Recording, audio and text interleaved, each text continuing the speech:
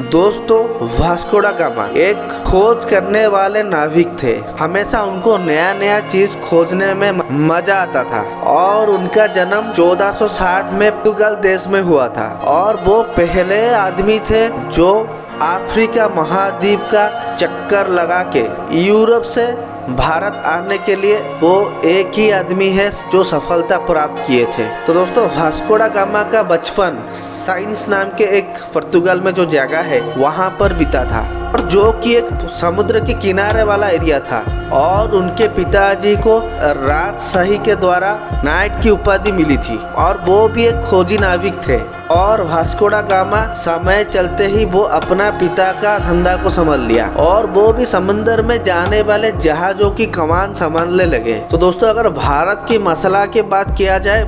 वो यूरोप में बहुत ही फेमस था उस टाइम। तो दोस्तों, उस टाइम यूरोप के वासी लोग जिस रास्ते पे भारत जा रहे थे वो भूमि के भाग के ही था और बहुत सारे देशों को देके ये रास्ता गुजरता था और बहुत सारे देश, इसका मतलब ये बहुत सारा पॉलिटिकल सिचुएशन और ये परिस्थिति के हिसाब से उनको बहुत परेशानी की सामना करना पड़ता था और खर्चा भी बहुत पड़ जाता था भारत जाने के लिए, जो कि मसला आने के बाद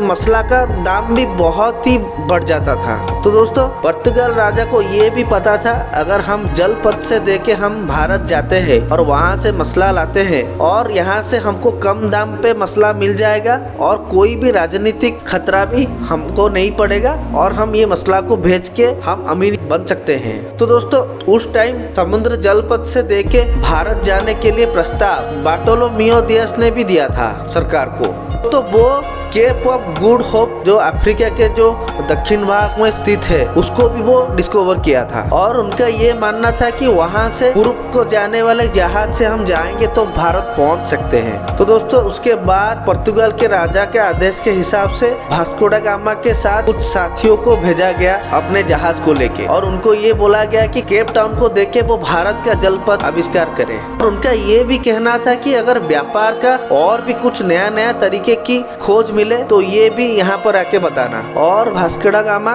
1497 में वो 4 समुद्री जहाज और 170 साथियों के साथ वो पुर्तगाल समंदर से और वो भारत के लिए रवाना हुए और उसके बाद उनका पहला जाने का रास्ता था दक्षिण की ओर केप ऑफ गुड होप के पास और 22 नवंबर को वो वहाँ पहुँच भी गए और उसके साथ साथ वो अफ्रीका के तट से देखे उत्तर के ओर भी बढ़ने लगे और उसके बाद 14 अप्रैल 1498 में मालंदी की वो बंदर पे पहुंचे और वहां से एक नाविक से भारत जाने के लिए रास्ता उनको मिला और उसके बाद वास्को ड गामा की भारत जाने का सफर फिर से चला और उसके बाद 20 मई 1498 में भारत के जो केरल राज्य है उसका एक जगह है कालीकट के पास, उन्होंने अपना पहला कदम भारत पे रख ही लिया और कालीकोट को मलयालम भाषा में उसको कोझिकोड भी बोलते हैं। इस तरह वास्को ड गामा का सफर भारत पहुंचने के लिए 10 महीने का टाइम लगा और कालीकोट पहुंचने के बाद वास्को ड गामा का एक सहयोगी उनका जो स्थानीय राजा के पास गए और